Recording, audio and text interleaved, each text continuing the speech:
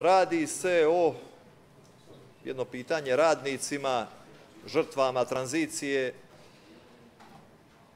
koji su dobili rješenja za one čuvene otpremnine u iznosu od 1928 eura. Oni imaju rješenja, mislim da su isplaćena 2013. Mislim da 2014. nije do kraja isplaćena i iako smo se ovdje i u Skupštini, naročito i na Odboru za zdravstvo, rad i socijalno staranje, borili da se u budžetu poveća ta suma kako bi se ipak na neki način stiglo da se isplate ti nekadašnji radnici,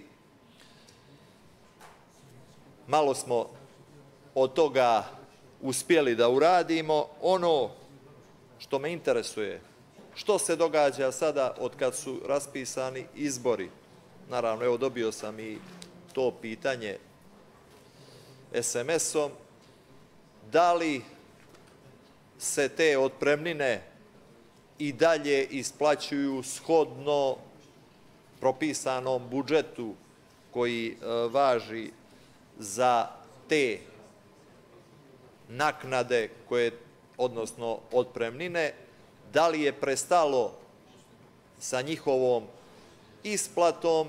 I molim vas, mislim, tu vas ima dosta iz Ministarstva rada i socijalnog staranja, da ako možete u završnoj riječi, veoma je to važno za mnogo ljudi, 128 eura puno znači, da rečete kakva je dinamika i dokle se stiglo sa isplatom.